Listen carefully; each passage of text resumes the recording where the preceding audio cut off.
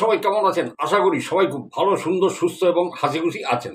শম্ভু মুখার্জি অশরীরী চ্যানেলে আপনাদের সঙ্গে। রাগ করবেন না, কখনো এই ধরনের ঘটনা জোয়ার ভাটা চলতেই থাকে। যখন জোয়ার আসে তখন ভাবি কোনটা ছেড়ে কোনটা বলবো, আবার যখন ভাটা থাকে তখন কিন্তু আসতে অনেক দেরি হয়। কিছু কিছু ঘটনা হোয়াটসঅ্যাপ খুঁজে বার করতে হয়। আমি নাম্বারিং করে লিখে রাখি, সুতরাং কেউ রাগ করবেন না।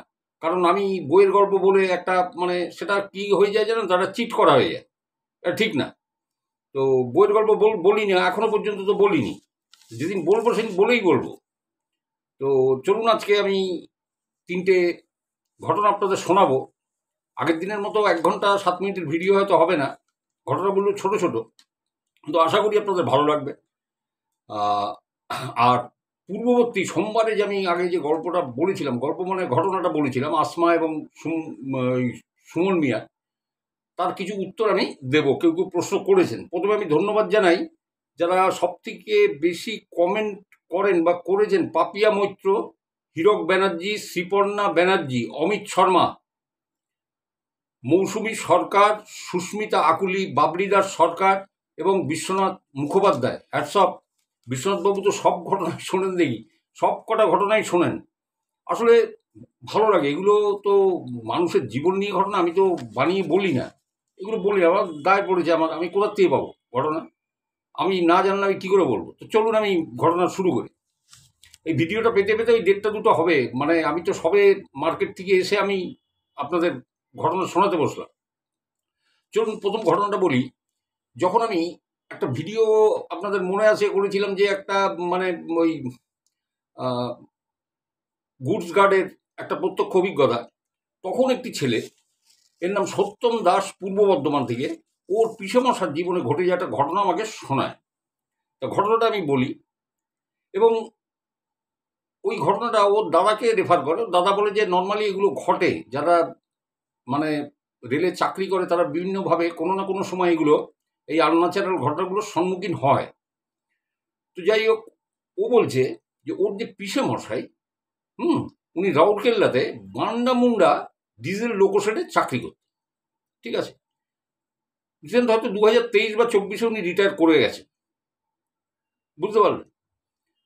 তো ওই বান্ডামুন্ডা ডিজেল লোকোশেডে উনি চাকরি করেন, এবং কোয়ার্টারটা ওনার খুব কাছেই, বাড়ি থেকে বেরিয়ে অফিস 10 মিনিট, এবং ওনার ডিউটি হচ্ছে নাইট শিফট।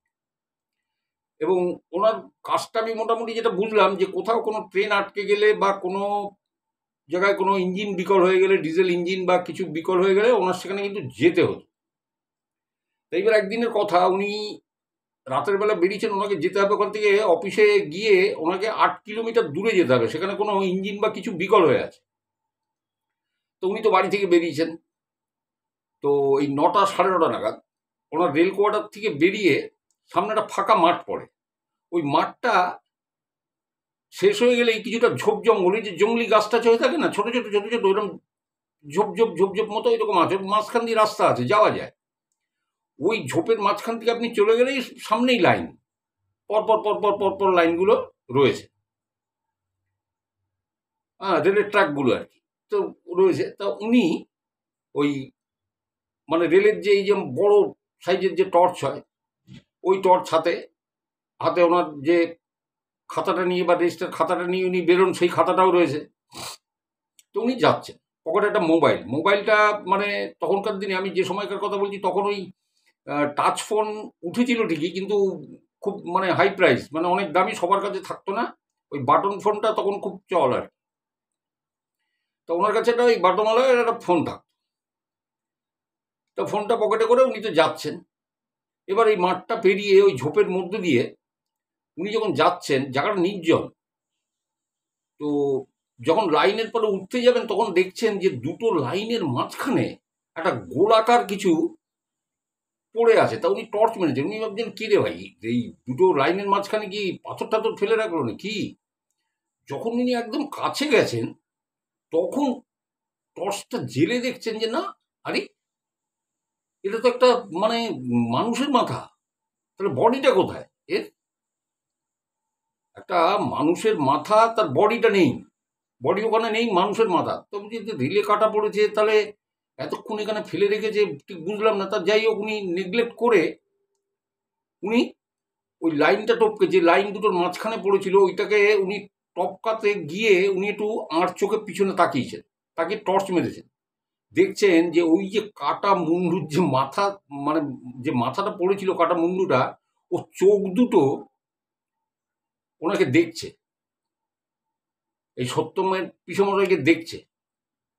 এবং উনি এক লাইন থেকে এক লাইনে সরে সরে যখন যাচ্ছেন, তখনও টর্চ মেরে দেখছেন ওই চোখ দুটো ওনাকে ফলো করছে এবং ওটা ঘুরে ঘুরে ঘুরে ঘুরে যাচ্ছে, সরছে ওটা মাথাটা। ওইটা দেখে উনি নিতে পারেননি। এবার দেখুন উনি মানে এইবারে উনি দৌড়তে শুরু করলেন। মানে রেল ট্র্যাকের উপর দিয়ে তো এরকমভাবে দৌড়ানো যায় না, পাথর থাকে, আপনার বুঝতেই পারেন। 2-4 বার আছাড় খেয়েছেন। আছাড় খেয়ে যে রাস্তা দিয়ে এসছিলেন, উনি ওই ঝোপের দিকে, ওই দিকে দৌড়তে শুরু করলেন, মানে বাড়ির দিকে। এইবারে উনি যখন ওই ঝোপের মধ্যে থেকে উনি যখন দৌড়চ্ছেন, তখন ওনার মনে হচ্ছে পিছন দিক দিয়ে কেউ তাড়া করে আসছে ওনাকে। আপনি যদি রাস্তা দিয়ে ছোটেন বা কোনো একটা ফাঁকা জায়গা দিয়ে ছোটেন, আপনার পিছনে যদি কেউ ধাওয়া করে, আপনার কিন্তু একটা মানে সেন্স কাজ করে যাবে যে পিছনে কেউ আসছে। ওনার ঠিক মনে হচ্ছে যে পিছনে কেউ ওনাকে ধাওয়া করেছে এবং একটা কান্নার আওয়াজ পাচ্ছেন উনি। ব্যাস ওই কান্নার আওয়াজ পাচ্ছেন, আর এই দৌড়তে দৌড়তে উনি পড়ে গেছেন, ওখানে ফেন্ট হয়ে গেছে, অজ্ঞান, কোনো সার নেই। সারা রাত বিতে গেল।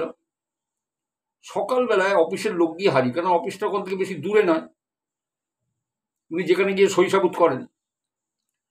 তারা এসে বলছে যে অমুকবাবু, ওর পিসিকে জিজ্ঞাসা করছে, সত্যমের পিসিকে জিজ্ঞাসা করছেন যে অমুকবাবু কি বাড়িতে আছেন? তা বলছেন না, উনি তো বেরিয়েছেন, কালকে নাইট ডিউটিতে বেরিয়েছেন। বলে না, উনি তো অফিসে যাননি। ওনার যাওয়ার কথা ছিল 8 কিলোমিটার দূরে, ওখানে একটা ইঞ্জিন খারাপ হয়ে গেছে, ডিজেল ইঞ্জিন। তা উনি তো শৈশাবুত করেননি, উনি তো যাননি। তাই আমরা খোঁজ নিতে আসলাম যে উনি কি বাড়িতে আছেন।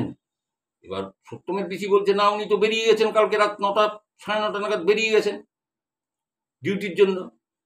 তা বলছে তাহলে উনি কোথায় গেলেন? তখন ওর পিসি বলছে আপনারা একটু চলুন তো, কারণ ওই কোয়ার্টারে ওই সত্যমের পিসমশাই আর তার স্ত্রী আর তার একটা মেয়ে থাকত। তো তারা এসছেন। এইবারে ওই পিসি ওই অফিসের লোকজন নিয়ে আর ওনার মেয়ে হাঁটতে হাঁটতে হাঁটতে হাঁটতে ওই মাঠের দিক দিয়ে ওই ঝোপের দিকে গেছে, দেখছে সেখানে শুয়ে আছে, পড়ে আছে, অজ্ঞান অবস্থা, শেষ তখনও নেই। এবার তারা যে ধরাধরি করে তুলেছে, তুলে বাড়িতে নিয়ে এসছে। বাড়িতে নিয়ে এসে তারপর ডাক্তার ডাকা, ট্রিটমেন্ট করা, এ করা, আস্তে আস্তে তো জ্ঞান এলো।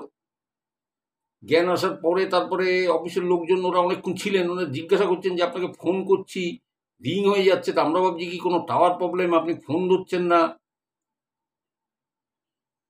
আপনার কি হয়েছিল, আপনার কি শরীর খারাপ হয়েছিল, মানে অজ্ঞান হয়ে গেলেন কেন? তখন উনি বললেন, কিরকম বুদ্ধিমান লোক দেখুন, বলছেন যে না, কালকে আমি ওই লাইনের ট্রাকে যখন উঠেছি, তখন কোথার থেকে একটা, আমি জানি না কুকুরটা পাগলা কিনা, সে আমার দিকে, সেই বুনো কুকুর যেমন দৌড়ে ওরকম করে তেড়ে আমাকে কামড়াতে আসছে। আমি প্রাণ ভয়ে আমি ছুটতে থাকি, যে কুকুরে কামড়ে দিলে তো মানে শেষ, আবার একটা ঝামেলায় পড়ে যাবো। আমি ছুটতে থাকি, ছুটতে ছুটতে ছুটতে ছুটতে আমি পড়ে গিয়ে আমি ফেন্ট হয়ে যাই। এই কথাটা অফিসের লোককে বলল।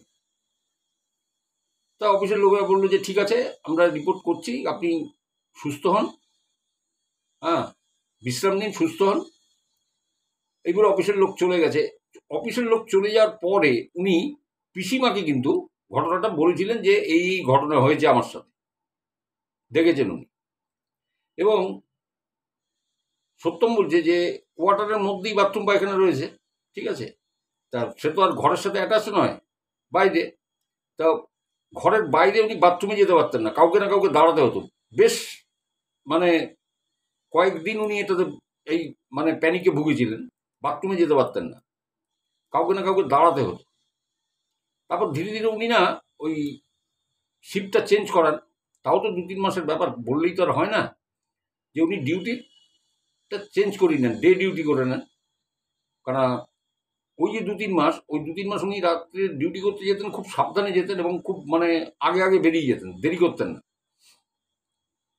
তো এই ঘটনাটা সত্যম আমাকে পাঠিয়েছিল। দেখুন, এরকম প্যারানর্মাল অ্যাক্টিভিটি অনেকেই, মানে রেলে যারা চাকরি করেন, আমি এর আগেও রেলের আরও এক মানে চালকের কথাও আমি আপনাদের শুনিয়েছি, দেখুন এখানে ভিডিওতে আছে, যারা দেখেছেন, তো যাই হোক, এই ঘটনাটা আমি সত্যমের ঘটনাটা শোনালাম, আপনাদের কেমন লাগলো আপনারা জানাবেন।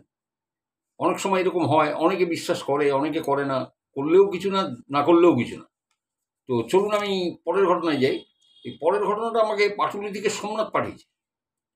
এই সোমনাথ বলছে যে 2000 2022 2022-এর ফেব্রুয়ারিতে বলছে আমার ছোট মামি লিভার ক্যান্সারে মারা গেছে। এবং আমার ছোট মামি থাকে, আমি বলে দিচ্ছি, আমাদের এই যে হসপিটালটা আছে, এই যে আমাদের জেলা সদর হসপিটাল, মানে বেলগাছিয়ার এখানেই থাকতেন আর কি, কাছাকাছি আরজিকর হসপিটালের কাছেই। লিভার ক্যান্সার হয়েছিল এবং ওখানেই ট্রিটমেন্ট হয়, কিন্তু লিভার ক্যান্সার হলে বাঁচানো খুব মুশকিল, বুঝলেন তো, সারভাইভ করে না, তাই মারা গেছে। তো যাই হোক, বলছে যে সেই ক্রিয়াকর্মে আমাকে আসতে হয়েছে, আমি, আমার মা, আমার বোন সবাই এসছিলাম।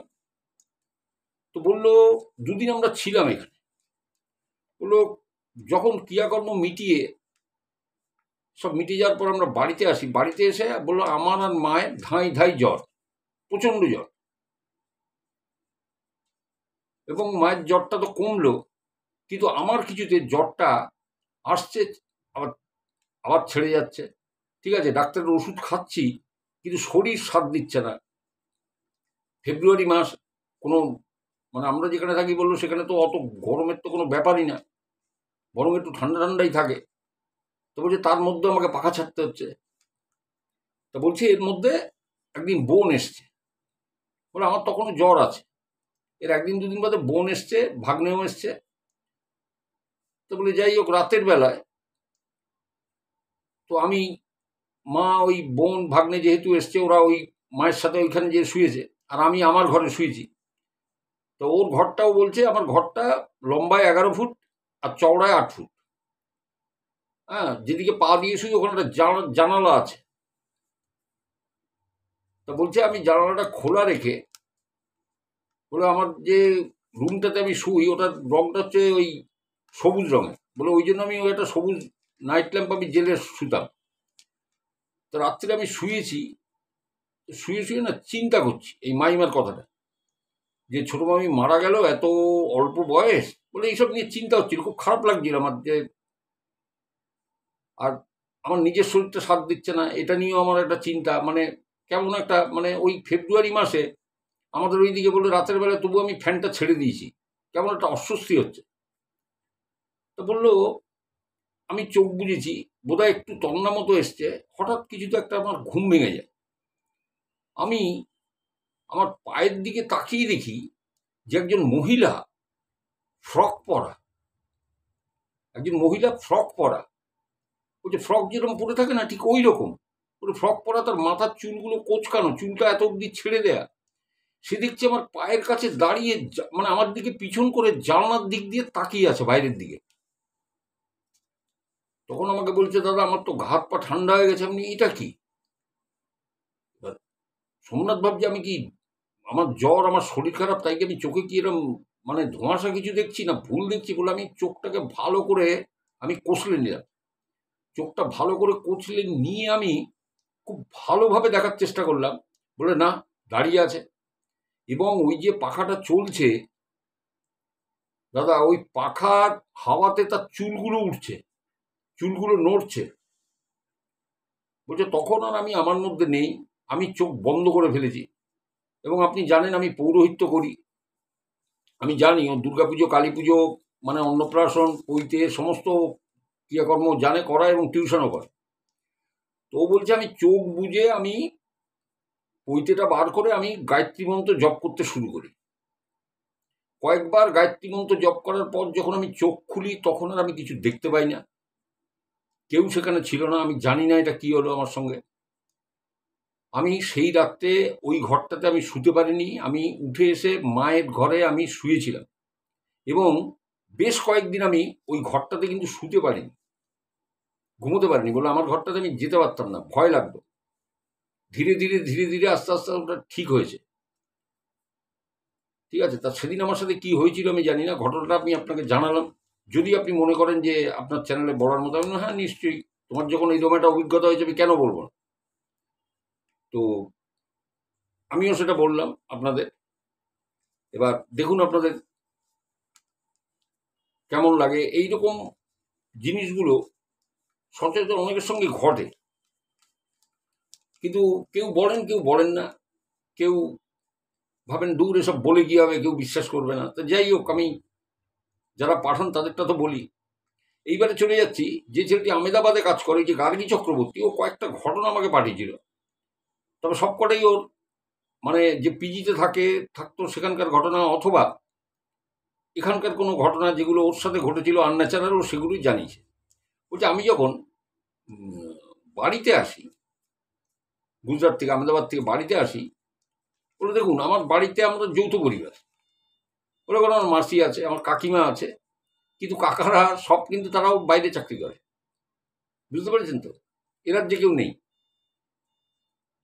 বলবে আমার বাবা সুরাটে, মা ওখানে থাকেন। আহমেদাবাদে যেহেতু মাছটা পাওয়া যায় না, আমি উইকেন্ডে সুরাটে চলে যেতাম মাছের লোভে। বলে আমরা তো বাঙালি, এখন পারি না, কি করব। তা বাড়িতে যখন আসতাম তখন আমাদের আর পায়কে, আমি যখন বাড়ি আসতাম, বলে আমার ছোট ভাইয়ের নাম হচ্ছে শান্তনু, ওর ডাকনাম ছোটু। বলছে আমার পাশেই বাড়ি জ্যাঠা, তার ছেলের নাম হচ্ছে পল্লব চক্রবর্তী। বললো ওরা দুজনেই কলকাতাতে আইটি সেক্টরে কাজ করে এখানে। তো বলে আমি আসলে, বলে আমরা তিনজন, মানে হরিহর আত্মা, আমি, আমার ছোট ভাই আর ওই ইয়ে। তা ওই পল্লবকে এরা নিক নেমে ডাকতো পোল্টে, আর ওকে ছোট ভাইকে। তো বলছে আমি আসলে এখানে ওই স্কুটি নিয়ে বেরোতাম, এদিক ওদিক আমরা তিনজনে একসাথে এদিক ওদিক যেতাম ঘুরতে। বলে এর মধ্যে আমাদের একটা টার্গেট বেশি ছিল, কোলাঘাট। তা বলে আমরা বাগনানে ওই বাঙালপুরে থাকি। তা বলছে যে আমাদের ওখান থেকে ওই মেন রাস্তা ধরে কোলাঘাট পৌঁছতে 18 কিলোমিটার মতো পড়ে রাস্তা। তা বলছে ওই কোলাঘাটে আমরা যাব শেরি পাঞ্জাবে, রাত্রে খাওয়া দাওয়ার পরে ওখানে যে কিছুক্ষণ ঘুরবো, চা খাবো, ফিরে আসবো। তো বলে এটা একবার নামে কয়েকবার গেছি। বলে রাতে কোলাঘাট ব্রিজটা দেখতে দারুণ লাগে। তা মন্দ বলেনি, আমাদের এখান থেকে অনেকে যায়, আমি তো দেখি টাটা সুমো ভাড়া করে 7-8 জন চললো কোলাঘাটে। তো যাই হোক, ছাড়ুন, এগুলো ইয়ং ছেলেদের ব্যাপার। তো ওরা বলছে চা খেতে। তা বললো সেদিনটা ছিল 2021 সালের শনিবার। বললো আমি স্কুটিটা বের করে আমরা ঠিক করলাম যে রাত 11টার পরে বেরোবো কোলাঘাটে। তা বললো মাঝখানে আমার পিছনে পোল্টে বসেছে, আমার জ্যাঠার ছেলে, আর পিছনে আমার ভাই ছোটু। তা বলে গেছি, কোলাঘাটে পৌঁছেছি। তা দেখুন কোলাঘাটে পৌঁছে ওখানে একটু ঘুরে টুরে চা খেয়ে আমাদের বাড়ি ফিরতে ফিরতে মানে প্রায় 2টো বাজবে, আমরা জানি ওই রকম। তো বলছে এবার ঘোরা টোরা হয়ে গেছে, বাড়ির দিকে ফিরছি। এবার ওই বাগনান থেকে বাঙালপুরে যাওয়ার দিকে আমতা মোড় দিয়ে বাঁ দিকে যেতে হয়। দেখুন ওখানে যারা থাকেন আমি ঠিক বললাম কিনা, বুঝতে পেরেছেন। তাই আসার সময় একটা ব্রিজ পড়ে, দামোদর নদের উপরে ব্রিজ পড়ে, ব্রিজটা হচ্ছে খাদিনান ব্রিজ। তা বলে খাদিনান ব্রিজের উপরে যখন আমি উঠেছি, ওই সেতুটা পার করছি, তো তখন আমার ভাই শান্তনু, মানে ছোটু, ও বলছে যে দাদা একটা কাজ করবি। তা বলছি কি। বলে চলো না বাঁধের রাস্তা দিয়ে যাবো, মেইন রাস্তা দিয়ে না গিয়ে বাঁধের রাস্তা। তো তখন এই গার্গী বলছে যে ধর ওই রাস্তাটা সেফ হবে এত রাতে, ওই রাস্তাটা তো ভালো না, নির্জন রাস্তা, ওই রাস্তায় কেন যাবো। তারপরে চল না একটু অ্যাডভেঞ্চার, একটু গা ছমছমে ভাব। তাহলে ওখানে তো একটা পঞ্চবটী আশ্রম, কালী মন্দির এইসব আছে। তা বললো হ্যাঁ হ্যাঁ হ্যাঁ চল না, ওর পাশ থেকে যাবো। তো ওরা বললো চল তাহলে যাই, তাই যাই। বলে এইবারে আমরা মেইন রাস্তা না ধরে ব্রিজ পার হয়ে ওই বাঁধের রাস্তাটা ধরেছি, বড় বাঁধের রাস্তা। বললো আমি গাড়িটা চালাচ্ছি, তো চালাতে চালাতে আমি ওই পঞ্চবটী আশ্রম কালী মন্দির আমি পার করেছি। পার করার পরে আমি আমার লুকিং গ্লাসে দেখছি যে পিছনে গাড়ির আলো দেখা যাচ্ছে, আমার লুকিং গ্লাসে পড়েছে। এবার পিছন দিক দিয়ে যদি কোনো মোটর বাইক বা ভ্যান আসে সে অনায়াসে যেতে পারবে, কিন্তু বড় গাড়ি আসলে তো বড় গাড়ি যাওয়ার মতো জায়গাও নেই, আর আসতেও পারবে।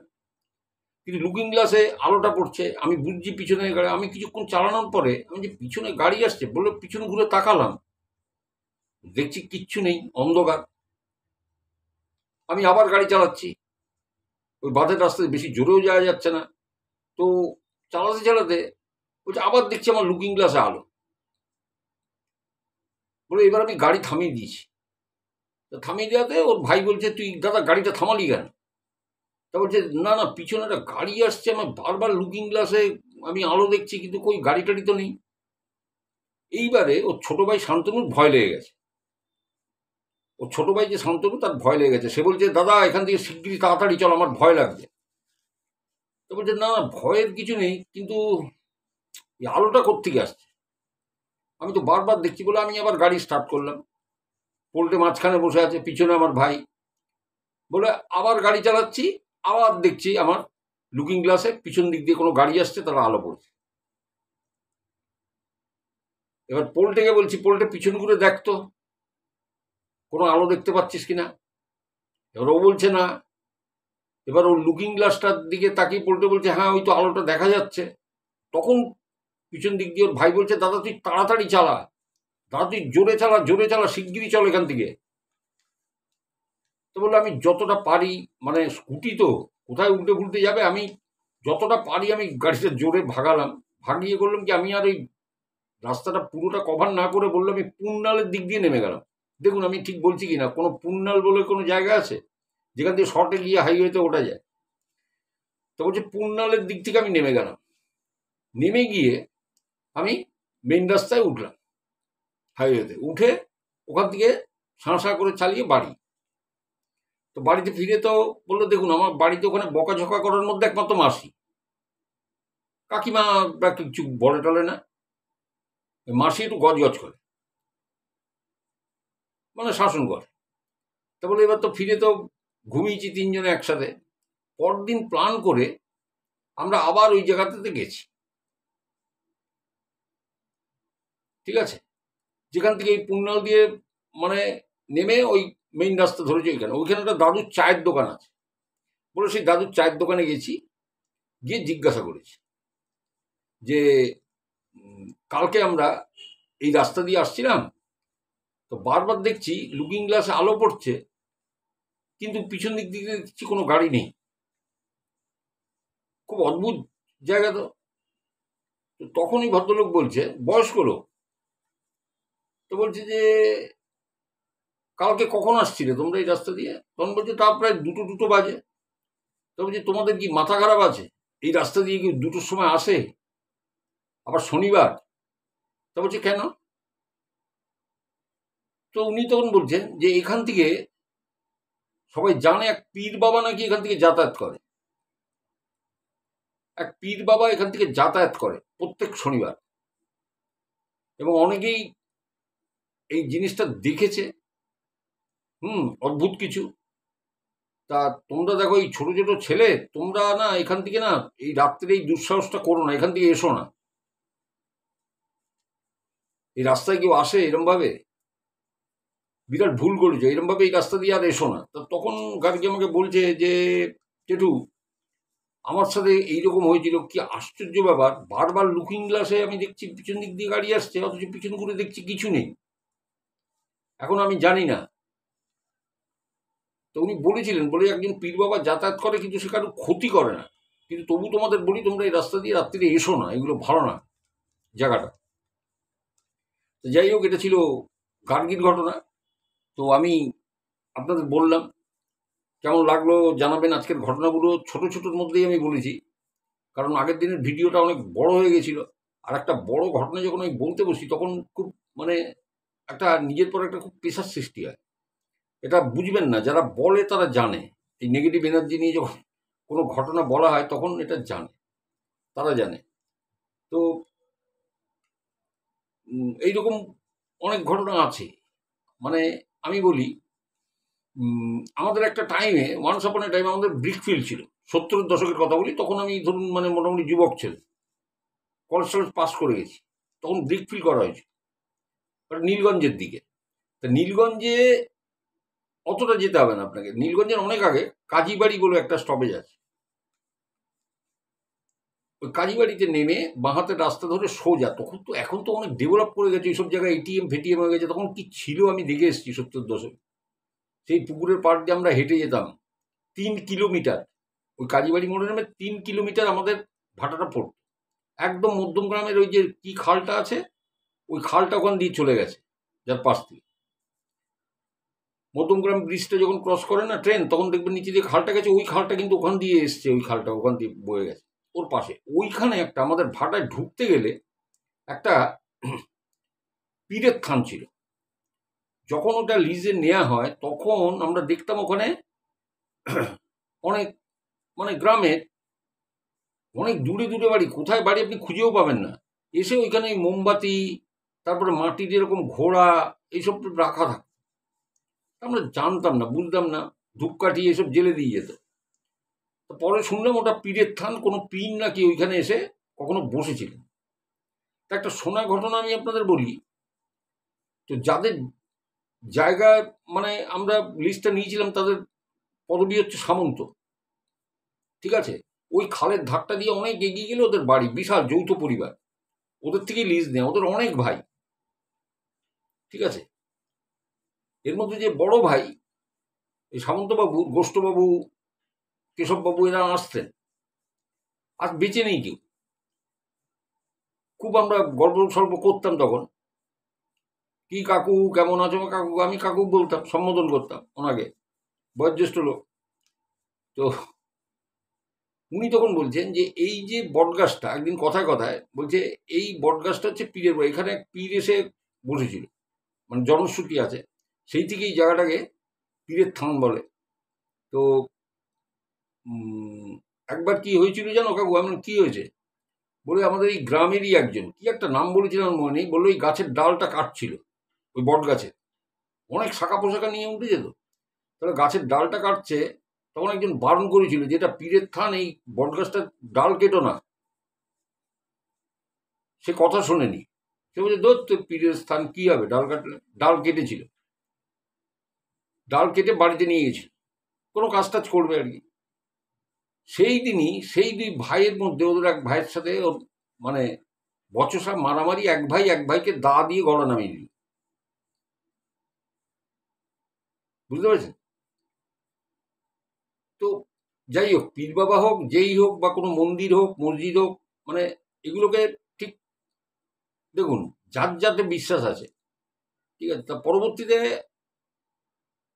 আমরা ওখানে ওই যে পীর বাবার যে জায়গাটা, পীরের থানটা, ওটাকে আমরা পাকা করে দিয়েছিলাম, একটা ঘর তুলে, মানে আমার কাকা মারা গেছেন, নেই এখন আর, অনেক বছর হলো মারা গেছেন, ওইখানে ছাদ দিয়ে, একদম পাকা ছাদ দিয়ে ঘর তুলে দেওয়া হয়েছিল, ইটের গাঁথনি করে, একটা ওই যেমন লোকে মন্দির বানায় তেমনি একটা পীরের থান মতো ওখানে করে দেওয়া হয়েছিল, যাতে এখানে লোকজন আসতে পারে, তারা ওই ধূপকাঠি প্রদীপ টদীপ দিতে পারে, আর আমরা যাতায়াতের পথে ওখানে প্রণাম করতাম।